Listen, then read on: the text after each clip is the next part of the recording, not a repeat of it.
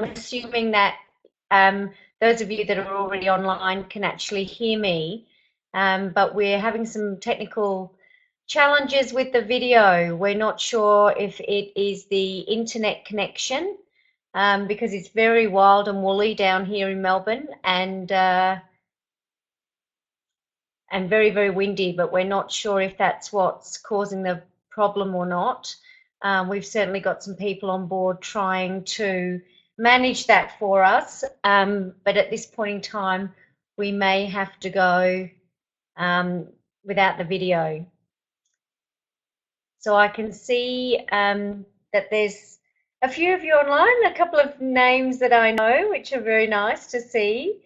And we're going to spend the next little while just talking about some roles in the practice, and certainly the presentation that Sandy and myself will be doing at Marketing Dentistry in August, which is fast approaching.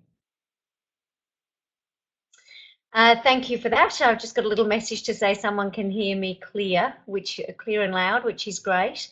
Thank you, because it's a little bit tricky when you can't actually see yourself.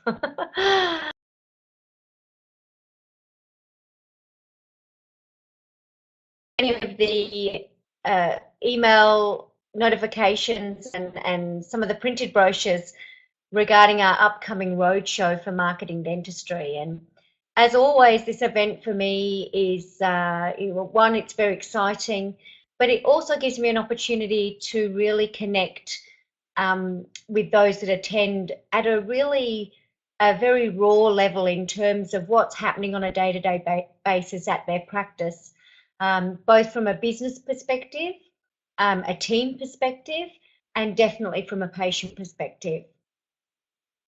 And all of those elements really play, as we well know, a very integral part. So when we sat down to brainstorm the content for this year's program, Sandy and I really looked at where do most of our questions come from the doctors and the practices that we're working with. You know, what generates the challenges and I guess, you know, the pain to some degree that some of you are dealing with on a day-to-day basis. And what we, you know, both said undoubtedly was that just that level of leadership in a practice, and how we, one, find that person, bring that person into the fold, and two, what that person or people tend to be given as tasks. And every practice is different. So if you're a tiny boutique practice with two or three staff members, then you know, your this key role that we're talking about in terms of this exceptional practice manager, while the tasks are identical, it doesn't matter if you've got 3 people or 30 people, of course, they will be also potentially in the smaller practice doing other things as well. And that's all well and good as long as it's not at the cost of the practice. So let me tell you a little bit more about what I mean there. When I'm working with practices, I would think 8 out of 10 are generally understaffed. And what worries me about that is that we're losing opportunities every hour of every day with patients. And that's because we've got we may have lots of people on board, but we're robbing Peter to pay Paul the whole time. So there's that concern, and there's often very little training provided at the practice level. So many of the doctors that I'm working with really struggle with juggling all there is to juggle on a day-to-day basis, whether that is, you know, obviously a full book of patients, hopefully, but also dealing with things like, you know, equipment breakdowns, lab work that's missing, a staff member ringing to say that they're not well and not coming, and how do we fix the roster? You know, the list is sort of endless. And so what I'm really keen to share with you in the next while is just what a difference it would be if you had sort of a leadership and management team that is, you know, really on board in terms of partnering with you and working with you at a very high level. It's a really rare thing in practice today where I get to see the mechanisms of what can be an amazing practice actually reach its potential. And that's generally because we don't have either enough people or particularly the right people in the right roles. So some of you are probably wondering, so what is an exceptional practice manager? And it is the key to looking at where are the challenges and the issues in the practice. So we've got, our leadership management team, and that's who we define are your partners in practice. So it's like a three-legged stool, if you can imagine. So we've got our clinical component, which is, of course, is you, the doctor, and you have to be across all of that. So that is absolutely your responsibility in terms of leadership and that whole clinical delivery. Then we've got the next leg, which is the practice manager, which manages all the operational stuff. So the day-to-day management. She's like the traffic controller, or he or she, and they're the ones that people go. That's the person that people go to in the team to say that this isn't, or this has happened, or this isn't quite working correctly, or how do we fix this? So they're there to put out those little fires before they become infernos, and also to take all of that pressure off you, because you just want to be really in in the moment with the people that you're serving. So the patients that are coming through on a day-to-day basis, they're coming to be exposed to your expertise, to have that level of care that we've promised, and to work with you on getting them dentally healthy. But if you're in there with that patient, Mrs. Jones, you are head down and really busy, really focused, and then you're just getting all of these constant interruptions of Dr. So-and-so specialist might be on the phone, or as I said, the lab work might not have arrived for the next patient, or has the something gone astray in the stereo room or whatever. And I see it happening constantly. So our practice manager or operational manager would actually be taking care of all of that for you. So you would only need to know about a catastrophe if it really was a catastrophe, because everything else is just being dealt with. The third leg of the stool is, of course, our patient coordinator or treatment care coordinator. And that individual looks after everything to do with patients. So he or she is the patient relationship manager. So they're helping with treatment plan discussions, they're liaising with new patients, they're bringing that new patient through to you and staying with you to talk about where that patient's been and where they are now. They're reactivating patients that we might have lost a little bit of connection with. They're also responsible for keeping the whole preventative care program moving along, and anything to do with our patients on a day-to-day basis is our treatment care coordinator, and that's the third leg of the stool. So I'm sure that some of you are already working in practices that you feel that you have those three components, which is fantastic. But I also suspect that there are many of you out there that actually don't have that you've got a stool with a leg missing, and we all know what that means, and it just isn't able to stand. And so this is where, when we decided to roll out the program for marketing dentistry, that we felt that we would really focus on the exceptional practice manager. Lots of people ask me, well, how do we find these people? How do we find someone that's exceptional and motivated and wants to partner, and is passionate, and they are out there. We go out and we find them. And I know that many of you prefer to have someone that actually does have a dental background. And while many years ago that might have been the ideal, it's not now. I'm working with two practices that have got one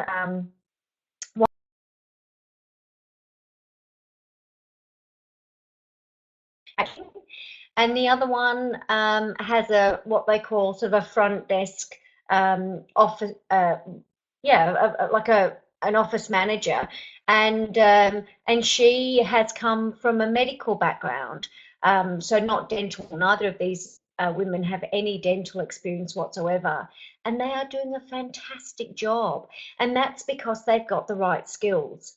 And often in practice, we hire based on personality, which, don't get me wrong, it is a key element, but we also should really be focused on the skill set. So we need to actually be looking at what are the skills that we do in the practice, and how do we acquire those skills, and who's out there that already has those skills, because we can teach them about the dental industry. So if these people are motivated, they're bright, they've been in similar type of operational roles, then all the dental stuff will just follow. Like if we can get the right person with the right core skills, then we can definitely teach them what they need to know about the industry. And we're doing that. And yes, in some ways, I'm proof of that too. I came 30 years ago, my goodness, 30 years ago, I came from a medical background, and worked at an industrial health clinic before the days where factories and things would have their own occupational health and safety officers, or even their own sort of nurses and things. We were an emergency care facility where we would look after day-to-day traumas that would happen in industry, from bodies in eyes, lacerations, burns, all those sorts of things. And I had no exposure to the dental industry whatsoever. And it was actually very different. We worked in very short appointments, and of course, dentistry, we're in all sorts of different time frames. But over the course of 12 to 18 months, I started to really understand about the treatments, but the job itself was not difficult for me in terms of organisation, because that's the skill set that I had. So I had come from being in a very organised role, looking after 10, 11 doctors, in any given day, with a range of nurses and counsellors, physiotherapists. So for me, it was more understanding the new industry that I was in, but it didn't actually stop me doing the job.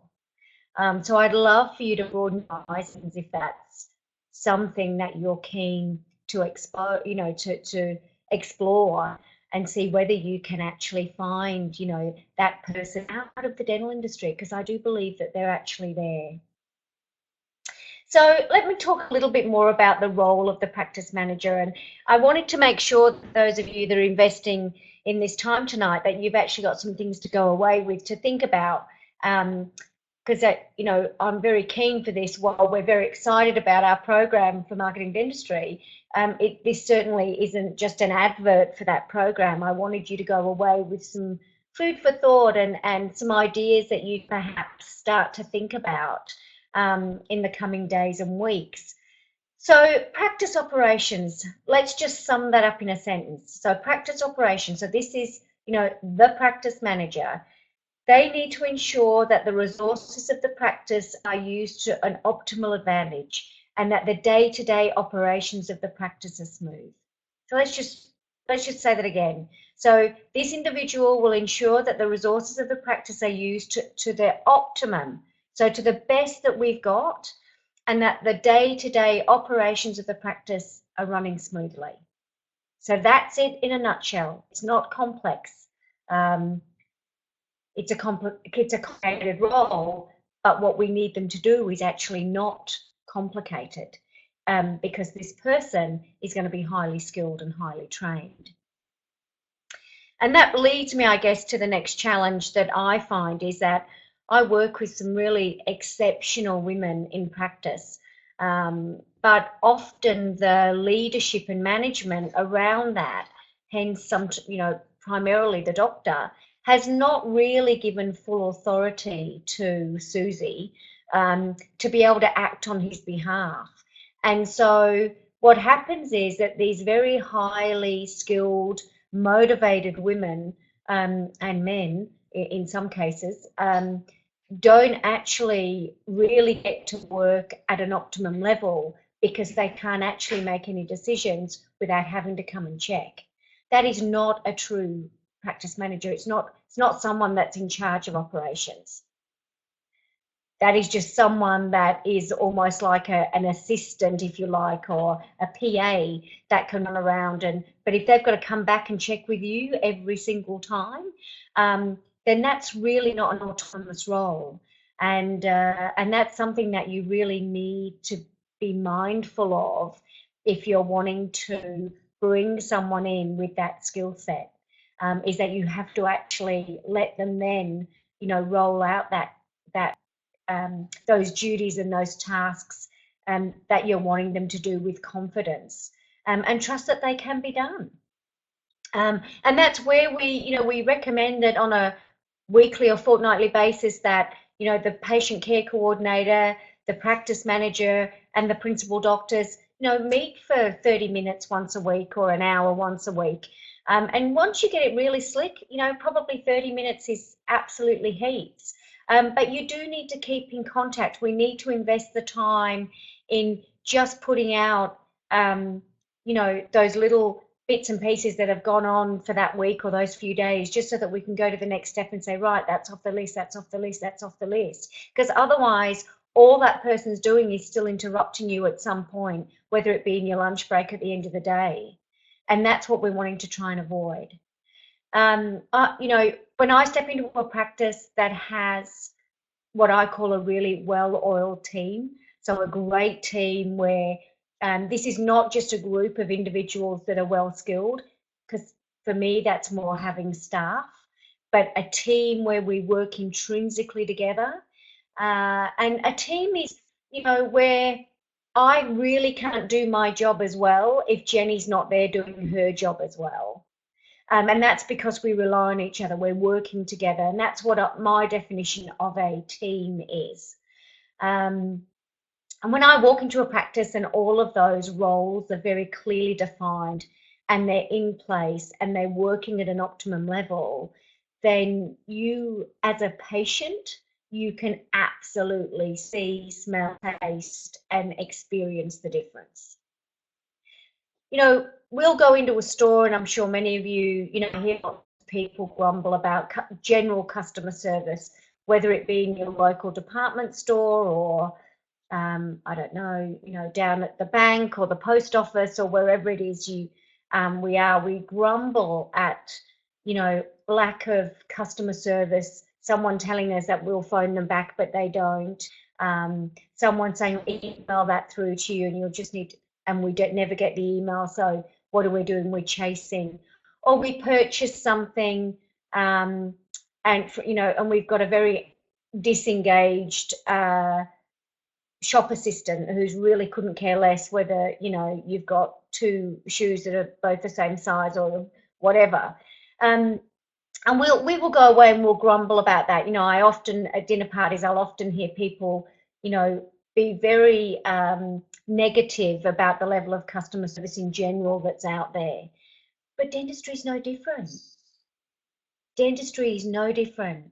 I see patients on a daily basis walk in and out of practices knowing that they will not be coming back for whatever reason. And that, you've only got to look through your list of new patients. Do that tomorrow. Print new patients off and then have a look at how many have actually made an ongoing appointment. It's not rocket science. If you've got multiple doctors in the practice, break it down per practitioner. See, Dr. Jones has had 10 new patients, 7 have made ongoing appointments. Really good result, 70%. I'd love for it to be 80, but 70 is fabulous. But Dr. Brown, on the other hand, she's seen 10 new patients also, but only 2 of hers have made ongoing appointments. That's a red flag. We want to see what's going on there. Where is the ball being dropped? It may have nothing to do with Dr. Brown. It could be our meet and greet team. It could be our whatever it is that we're explaining to patients on the telephone. And then when they arrive at the practice, there's a disconnection. So that level of care and customer service that's been offered while we take that incoming call, when that patient then arrives at the practice, is not getting followed through. So we've let them down a little bit. We've failed in their expectation. It could be that, you know, they've come in for a particular concern and we've not dealt with that concern head on. We've, you know, gone ahead with our own agenda, and our patient's leaving still with a, you know, a chipped front tooth, or a chip that's just not being even, not necessarily resolved, but even addressed. And they're all red flags. They are things that people will pay the bill, they'll begrudgingly make another appointment, but they'll either ring back and cancel it or they just won't turn up. And that's, for me, the disconnect. So I would rather we saw less new patients and spent more time with the people that we are looking after, that we've got that relationship with. And we can only do that if you as a doctor and as a leader are really across the clinical care. And then we have some other really strong people in place that can capture all the other bits of that relationship. I run a little half-day seminar on the touch points, and there are 17 touch points between our patient and the practice during a transaction. So from them picking up the phone and making that appointment, to them visiting the practice, to the meet and greet, to the questionnaire, to going through the treatment, coming back out, the financial arrangements, the next appointment, da da da da da. There are 17 touch points. So if you could imagine an Olympic team, a relay team where we're running over the hurdles and we're passing the baton. It only takes one team member to drop that baton, and that whole level of experience and I guess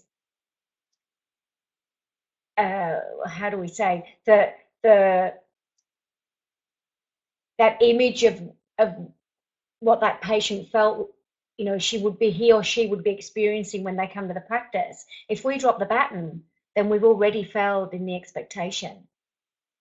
So then we're to the, you know, then we get to the fee and the whatever else, and well, it's already over.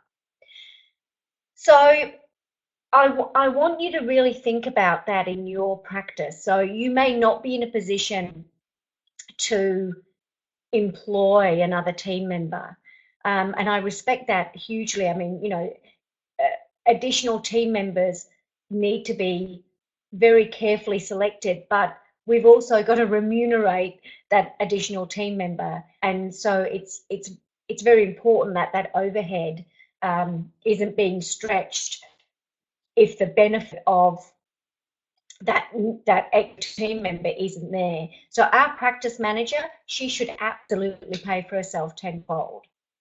You know, there's that a third rule, and that is, just because she's not she's not a provider, so she's not a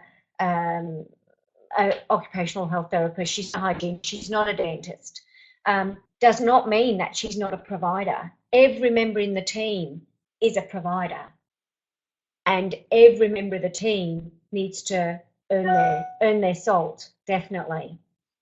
So if our practice manager is coming into an environment where there's, you know, chaos and everything's a little bit disconnected, then we need to give them some time to get on their feet so that they can start to actually sort things out. And the only way they can do that is if you actually, one, share your vision with them and give them that authority and that autonomy to be able to act on your behalf.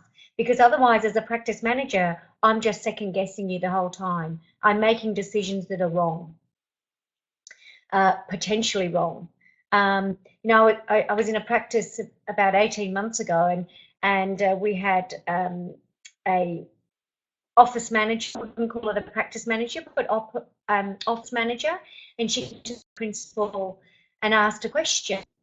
And he answered her, out she went, and he turned to me and said, goodness me, you know, wouldn't you think after 10 years experience she'd know that?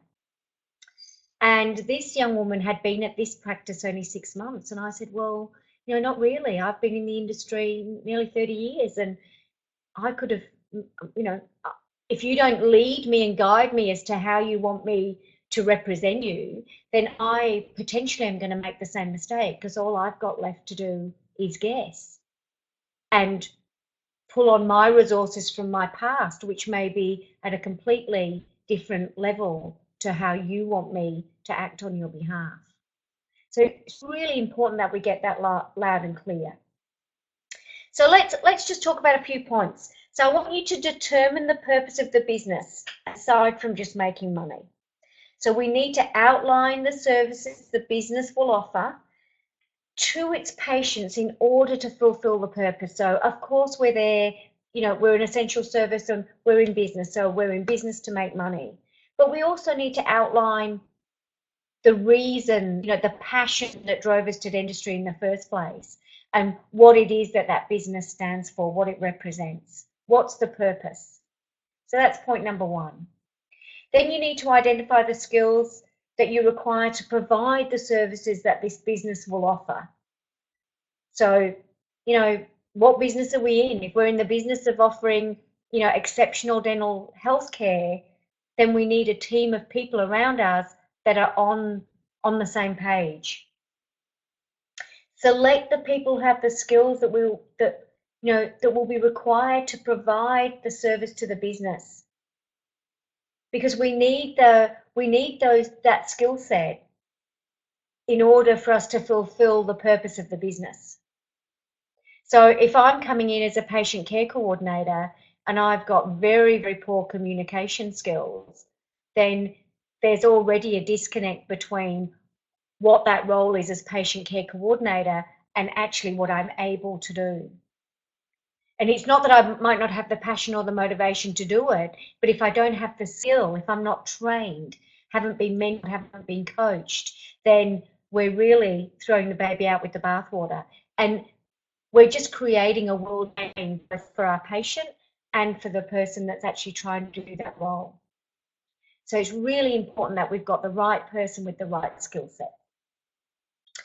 Then we need to create the systems that'll support those people. So if we've got no systems in place, and yet we've got a very dynamic, new practice manager that's coming into the practice, but we've got no systems in place, or you've got no systems in place as to the vision, and you want that whole patient flow to move from A to B or through those 17 touch points, then we're back to what I said a few minutes ago, where we're actually just second guessing. I'm guessing that it's okay for me to move Mrs. Jones because the lab work hasn't come. I'm guessing that it's okay to let Sally leave earlier this afternoon because the last patient, isn't coming.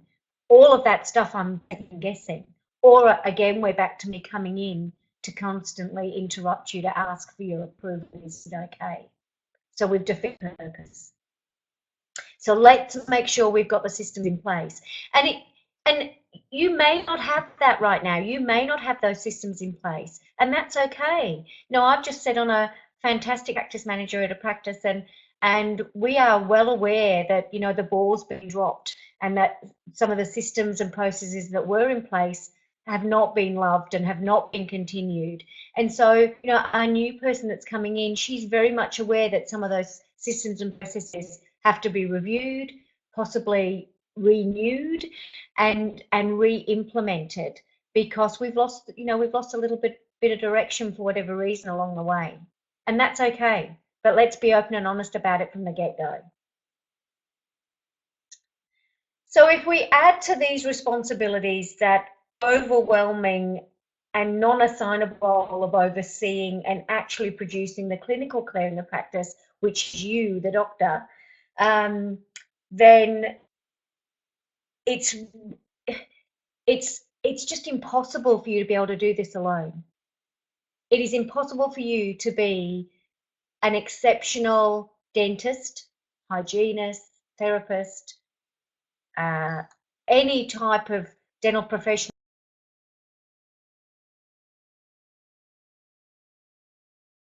that's worrying you about the day-to-day issues and concerns. It's impossible. So then we're back to that ripple effect of we're losing patients. potentially. And I'm sure all of you can think of a patient that you thought, wow, that went really well. And we haven't seen them again, or that didn't go so well, and we haven't seen them again. And that's possibly because we've missed an opportunity for whatever reason that might be. And only you can probably think back and think about the experience on the day and decide, whoa, okay, so what could we have done better there? And I encourage you to go back just even to this week, Monday and Tuesday, today, last week. Look at the new patients that you've seen. Look at the new patients that have come into the practice hoping to start a new long-term relationship. And look at how come, those patients haven't made another appointment if they haven't done so. I've just had a little message come up from Greg. Greg, we have no camera, so it's not you're not seeing me. Nobody's seeing me, unfortunately. We seem to have had some camera issues here this evening. We don't know if it's due to the lousy weather here in Melbourne. We can't really say, so I apologise for that, but if you're happy to stay and listen, that would be lovely. So I think that's it in a nutshell. It's really important that we're looking for people that have got the skills that you need now. So, many practices are very keen to bring junior staff members on. I call them staff members because when you're a junior, you really are a staff member. You're part of the team, but you're not part of the team at the same time. So if we're wanting to bring juniors on for whatever reason, then we have to also lower the bar of expectation. We can't expect our junior team member to have the skill set of someone that's, potentially had 10 years experience. I mean, we're not paying her as though she's had 10 years experience either. So we've actually got to get the bar right. So if you're committed to bringing juniors into the practice, fine, but make sure that there's a very clear training process around that. I was at a practice interstate a couple of weeks ago, and we had a brand new girl, lovely girl, absolutely delightful, been with the practice 2 weeks, and I was chatting to one of the senior clinical team, and I just noticed that this young junior was picking up the phone and engaging in conversations, and I couldn't help but question that. And the response was, oh, well, Susie's not well today, or whoever. And it's like, but here we've got a young woman, yes, enthusiastic, got very little skills, virtually no communication skills or behavioural skills, and certainly not being trained in a way that the principal is happy with, because how would we have had time to do that? She's been there 5 minutes. So here we are trying to capture existing patients and continue to nurture the relationship, and then also encourage new patients and try and, appointments. And yet we have a team member that's been with us for 2 weeks who's answering the phone. Not acceptable. Not acceptable. So I need you to think about that. There's lots of issues and concerns around hiring people, but for me, you need to do it right, or you'll continue to do it again and again and again. And great people with great skill sets, don't move on. If people feel valued, satisfied, they're loving what they're doing, they feel like that they're connected and what they're doing matters, then you'll have people stay with you for the long term. When I managed my practice, I was there for 16 years. We went through an 8-year period where we had no staff turnover whatsoever. So, which was amazing. So we just managed to create a culture and environment, and we had a leadership team. But it just worked, and it worked for a very, very long time.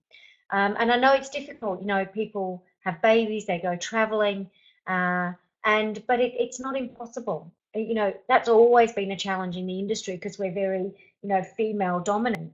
But it doesn't mean that we can't still create these exceptional roles and have people there for the long term.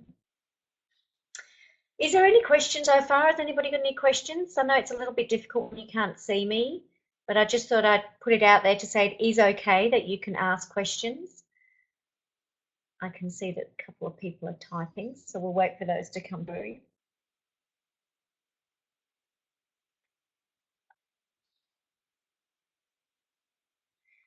Yeah, good question. Okay, so someone's just asked, you know, it's actually a question about overtime and so if you feel that you're paying people a lot of overtime and it's not just because, you know, someone's not well or someone's on annual leave, so you're just trying to fill in, but it's a constant thing, then for me, that's a signal that perhaps you don't have enough hands on deck. Because as we all know, overtime is expensive. And if it's not being budgeted in, then it's coming out of the bottom line. So I would certainly be looking at how many hours of overtime that you're actually paying, and then looking at would that be better spent bringing in, even if it's a part-time, you know, 2, 3 day a week um, skilled person that can then one take the pressure off the full-time staff, but two, then you know you're not paying all of that overtime. Because what we often do is we burn out our best people. You know, our best people get burnt out, and then they're either unwell for a long time or you know they leave, which is you know not what the outcome that we want. So definitely have a look at that. Um, I think it's real. I think it's really important that you've got that perspective. You know, Sandy and I talk a lot about what we call the A, B's, and C's, which is the administrative, the behavioural, and the clinical, and that's three key areas for us where patients, you know, fall into those categories. And once you've got your management and leadership team in place, then it's much easier to define those administrative tasks, the clinical tasks, and the behavioural tasks. I mean, there is lots and lots of behaviour at a practice, in a dental practice, because it's all about a relationship. Sadly, you know, for our doctors that are sitting here listening, you know, the dentistry is secondary, and I don't mean that in a derogatory way at all, quite the opposite. But it's the relationship that we build that has, you know, patients to come back. You know, I've been looked after by the same doctor for 30 years, and I don't doubt that his dentistry is exceptional, but I don't know that. But I go because I trust him. He's gentle. You know, we have a relationship. I'd almost, you know, we have a friendship. And I recommend lots of people to see him because he's a beacon for me in terms of what he does clinically. But I actually cannot judge the level and expertise of his dentistry. It's an expectation that I have that he's good.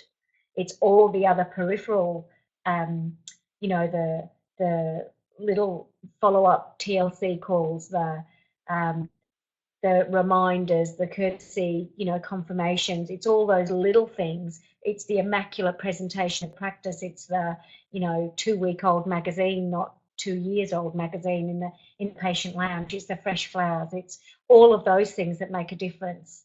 And that, you know, for me, it just speaks of exceptional care and quality, which of course for me means that he's a fantastic dentist.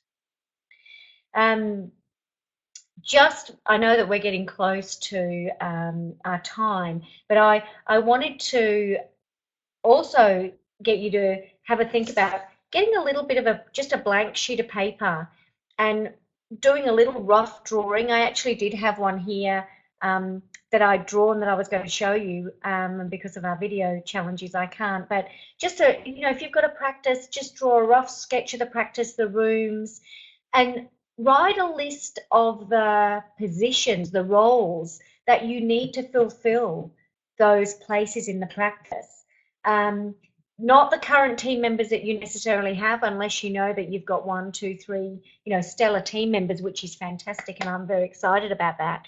But if you're struggling from a people's perspective in terms of that team element, then take all the emotion away. Let's write down all of the roles that you need in your practice and then look at who have we currently got on board that can meet those roles and those tasks at the level that you're wanting them to be met, and then look at the gaps. So look where the holes are. So and it's easy to tell the gaps. It's easy to look at the gaps because we have got statistics that actually tell us where the gaps are. Like I said before, if our new patient numbers are strong, if we're getting lots of new patients come through the door, but our conversion rates are low, then we need to look at what that mechanism is, what's happening there. If if we seem to be doing well with either our marketing campaign or our internal referral base, but we're not capturing those patients, and they're not keeping a second appointment. They might be making it, but then they're cancelling or not coming. Then there's a red flag there. If people aren't settling their finances, in the moment. So if they, which still happens today, I'm sure all of you have got somebody that owes you money. Then if we don't know why, if we're disconnected, then the chances are we're not going to get that money. I was working with someone about 4 months ago, and she took me aside and said, I wonder if you can help me. I've been given this list of aged debtors to help collect. And I said, oh, goodness, okay, let's have a look. And when I looked back and did just some random, called up random patients, some of these people had owed money for quite a long time. And I confidently could speak to the doctor and say, we're wasting Susie's time here because this money's gone. It's just gone. So, and for whatever reason, like it could be a failed expectation, could be that we've done treatment that, wasn't approved by the patient. There's a whole range of what could have happened, but they're all those little red flags that help us to get disconnected with people. Some of you may know that I love the term $1 million filing cabinet, and I've run, lots of seminars based on that.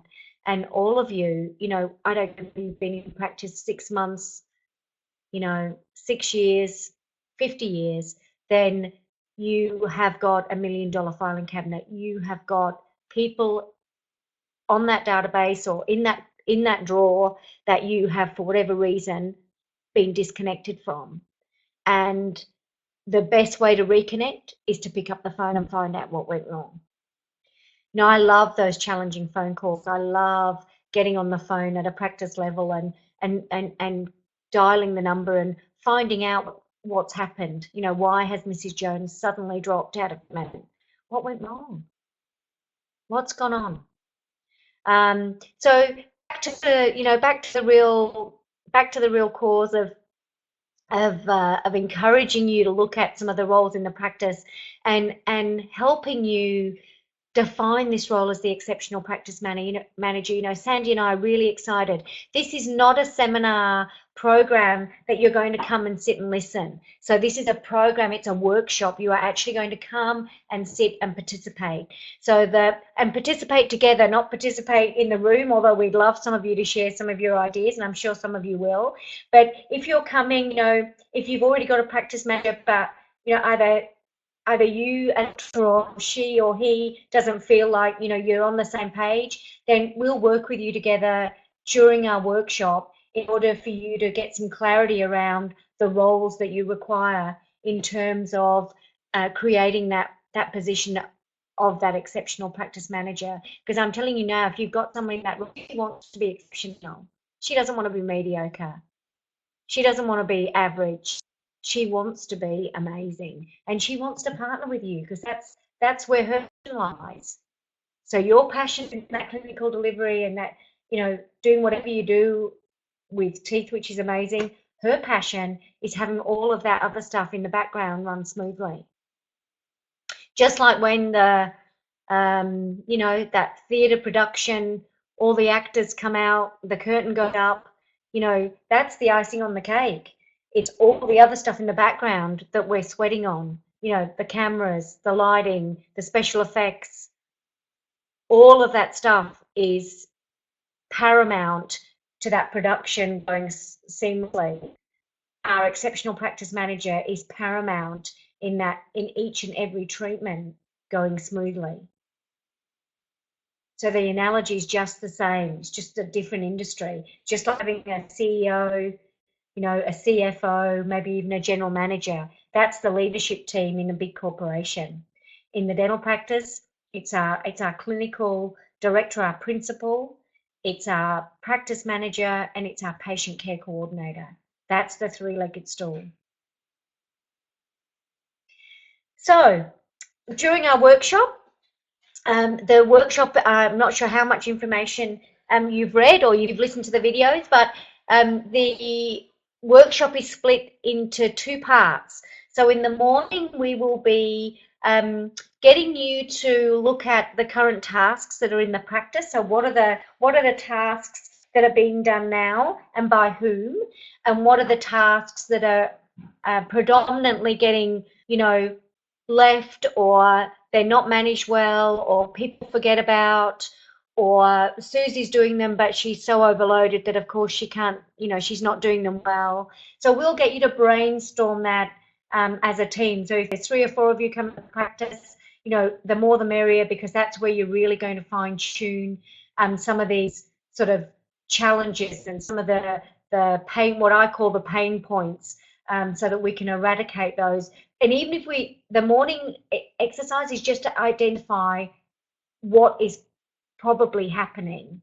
So we're going to have some little envelopes for you with some cards, with some bits and pieces on it, and you're going to pop those things in various envelopes. Then in the afternoon, we're going to help you create the blueprint for your role in your practice for the exceptional practice manager. So you'll actually take away a very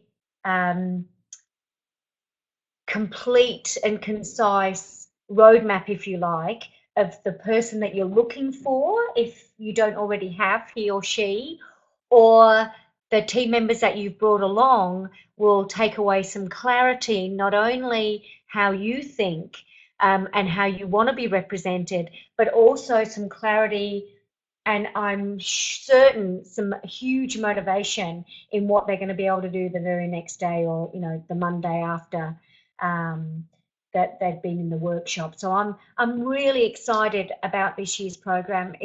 There's a lot of work, time and energy gone in, and as you can imagine, you know, it's a challenge for Sandy and I, working when she's in the US and I'm here. But, you know, Sandy was my mentor 20 years ago, and as for those of you that know her, you know, will love her as well, because she's just amazing. And I think between us, you know, we've been able to pull something together that's very real, very much for Australia. So, you know, this is not an American, you know, idea. This is what I was doing in practice, you know, 15, 20 years ago, and what many of the practices that I'm working with now are working towards. So it's very much hands-on, very much something that we can help you create in your practice, and you will absolutely see the difference, not just from a team level, your own you know, benefit, but definitely from a customer and patient level. I cannot tell you the difference it will make, and the feedback that you will get from existing and new patients that come and see you. So let me just give you a little rundown on the dates and things if you haven't got those already. As I said, we're really excited. We're really excited to be visiting, you know, Sydney, Brisbane and Melbourne in August. So it's only, you know, a very short time away. I think 4 weeks.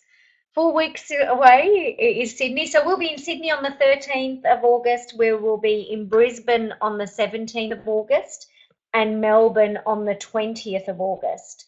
As I say, they're going to be really full on fun days that you are absolutely going to walk away from feeling inspired, motivated, and with a really clear vision of how you can create such an exceptional team. Because yes, while our focus is the practice manager, of course there's going to be some overflow for you. So we have got a special code for those of you that have checked in tonight, and I can see that there's quite a lot of you. So I've got a special discount code for you. So it's Tracy Penn 100, so TRACYPENN 100 is the code, and it gives you $100 off the full price of a ticket. So, and that's valid from tonight right up until next Wednesday, the 20th of July. So it's valid for 7 days. I wouldn't wait 7 days to cash it in, however, because we numbers are absolutely filling up, and so we'd love to make sure that you get a seat if that is certainly something that you that you want to come along and do. And we'd love to see you. It doesn't matter whether you've got, if you're a tiny practice, if you're a big practice, if you've just opened your doors, or if you've been in practice for many, many years. I know that you're going to go away feeling that that day with us was amazing and so well spent. It is an investment in the practice, and it's an investment in the future of your practice and in the future of your team. And I know that all of you that come away will feel like, wow, if we'd have had this information many, many years ago, just think what we could have done or where we could have been at. And what's exciting is that opportunity is still here. I can see that a couple of people are typing, so I'll just wait for a couple of seconds because I've got it's telling me that people are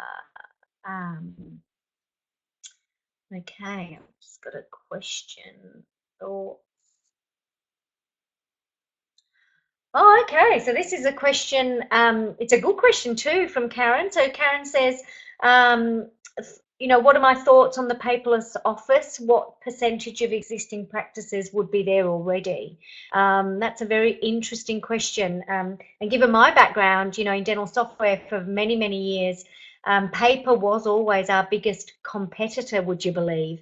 But I think more so in recent years with technology, that gap has definitely closed.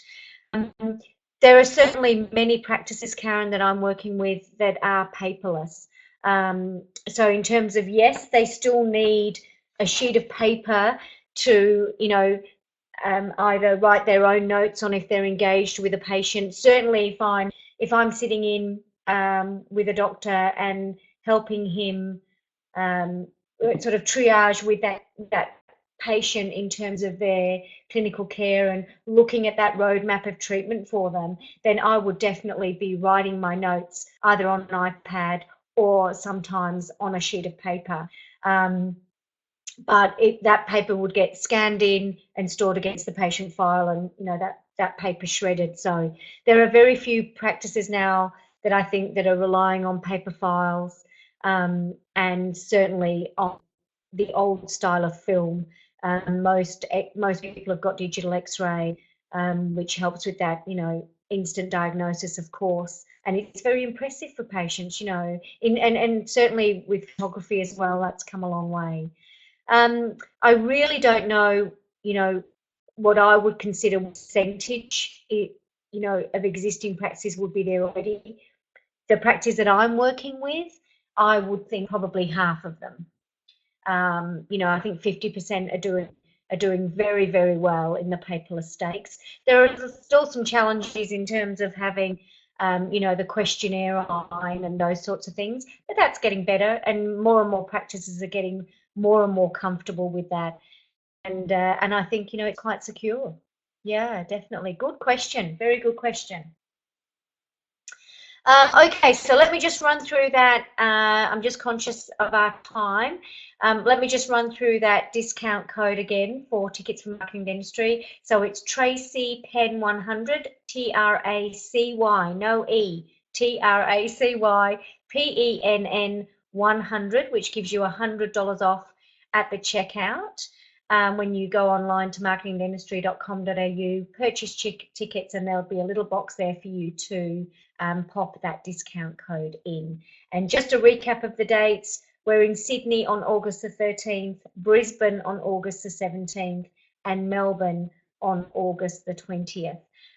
So as I said, we're all very excited. We've got Dr. Abernathy coming over from the US also, and of course we've got Dr. David Penn, who's talking about, you know, that next level of challenge in terms of demographics and all of those sorts of things that he's very, very passionate about. And I know that many of you will enjoy his opening presentation. So if there's no more questions, I will bid you all good evening. I'm happy to stay on just to see if anybody has got anything else to add. Very nice to see a couple of doctors on here that I haven't talked to for a very long time and should have. Dr. Clyde, hello, lovely to see your name, and I must drop in and say hello.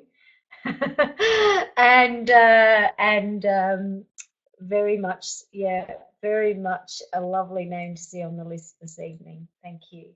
Okay, well, thank you all very much. I'm getting a few people pop little notes up there saying thank you. Just got one other question up, which is great. Fabulous.